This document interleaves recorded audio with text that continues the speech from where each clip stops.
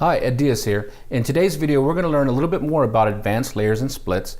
In the previous video about advanced layers, we talked about layering up to 4 different sounds at the same time inside the RD. Well, this time we're going to go ahead and expand on that, and we're going to layer a couple of sounds, and we're going to layer a couple of splits. So we're going to have, on the right side of the keyboard, we'll have 2 sounds layered on top of each other, and on the left side of the keyboard, we're going to have 2 more sounds layered on top of each other, but there's going to be a split right in the middle of the keyboard. All right, so let's go ahead and get started. So in the previous video, we learned how easy it is to go ahead and layer sounds just by pressing and holding the pads right here, and then just selecting the sounds. And as you'll notice, they automatically go inside a live set, a temporary live set. Well, let's do it a different way this time. This time I'm going to go right to live set edit right here, and I'm going to go to layer edit right here. So I'll go ahead and cursor to the right. So as you can see, we're looking right at the screen, and the only sound we have highlighted is the piano sound. Well, that's because we don't have these other ones turned on. So I can go ahead and turn them on and off and bring them in and out of the live set. Now, let's go ahead and decide what we're going to put here. So let's go ahead and put a bass here. Let's put some kind of electric piano and pad here, and then let's put maybe some kind of lead up here. All right, let's go ahead and do that now. So I'm probably going to go ahead and start with my middle section of the piano. So I probably want an electric piano, and then let's go ahead and put a pad right here. So I'm going to go ahead and do that. And then down here, I'm going to say, you know what, let's go ahead and pick some kind of lead sound. So I'll go to my other section right here, and let's pick something real quick. Okay, so now that we have that, now let's go ahead into my lower section and choose some type of bass. So in the bass section, I'll go ahead and turn it on so we can hear it, and I'll turn off these other guys. Let's go ahead and put a bass, and let's go ahead and look a little bit more, see what we can find. Let's go ahead and use this SH bass.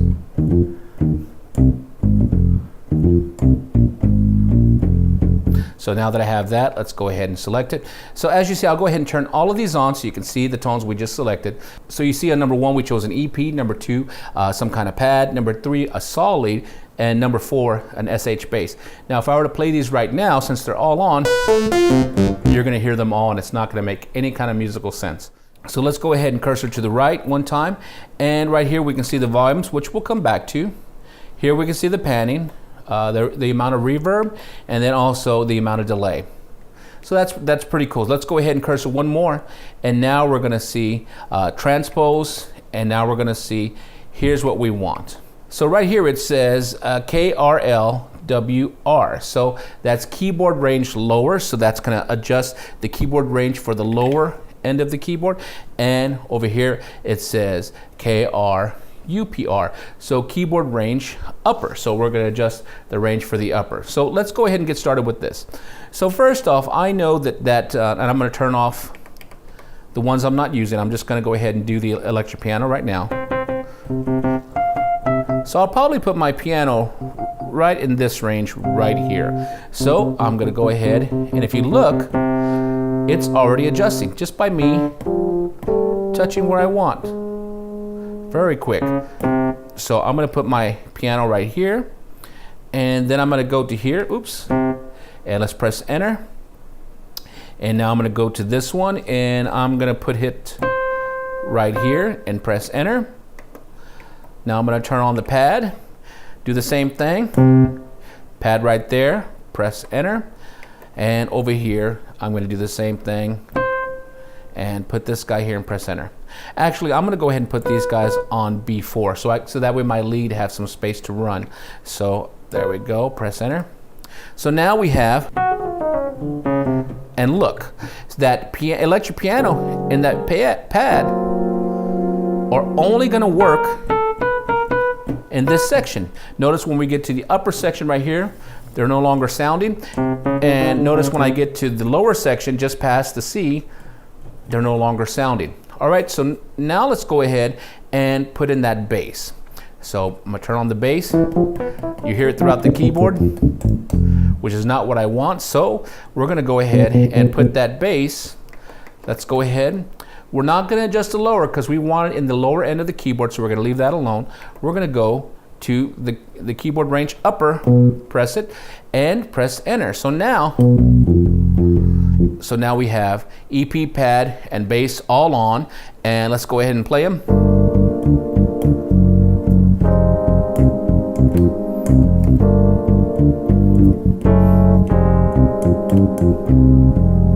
Very, very quick. That's pretty cool. So we have one more sound to adjust in here, and let's go ahead and do that now. So as you see, we have the EP, the pad, and the bass already. And if we go up here now, look, so we have bass, and then we have the pad and EP, and then from here, there's nothing. So let's go ahead and turn on that saw right here. So we turn that on. And let's go ahead and put this back up, I'm sorry. So we're gonna adjust the lower right here, right there. So now we have a bass, all the EP and pad. Oh, I messed up. We forgot to go ahead and press it and press enter. No big deal. Press enter. Great. And so we have that. And let me just go ahead and... So as you see, we have the bass down here. We have the EP. And we have the lead right here. So that's pretty cool. So let's go ahead and write that. So I'm going to press the right button. And I might call this one Advanced Layer 2. So we're going to write this in here real quick. And remember, hold down Shift. And I'm going to go ahead and delete, shift and to the left deletes, and shift to the right. There we go. And we'll put the 2 right here. All right, great. And now that I have it set, I'll go ahead and press the enter button right here. And yes, I am sure, oh wait, I forgot, where am I going to put it? I almost erased my first one, so we'll put a number 2. That's why you have to really double check, and then also when it says, are you sure, make sure you're sure. All right, so I'll go ahead and press the enter button. Yes, I am sure. And so now we should have a real nice layer split. So we have the nice bass, the EP and the strings, the EP and the pads. Okay. And then we have, so right there we have a pretty nice advanced layer with the whole bass. And if we wanted to, we could. So we have it there. Now let's go a little bit deeper. So live set edit, once again, go to the right, and notice it's still over here where we were. If we wanted to, maybe I didn't like the lead, it's too high for my taste. I can come over here and transpose it down 1 octave, so -12. And look, I can go down, what is that, 3 octaves? So I'll go ahead and go down 1 octave, and this is going by half steps. So that's -12. And let's, oops, that's the wrong guy. That's the bass.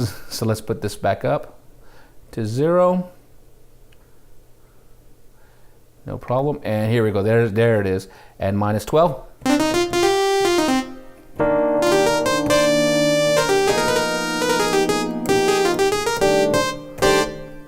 And now let's go ahead and press right again. I already named it. It's already there. So enter, enter.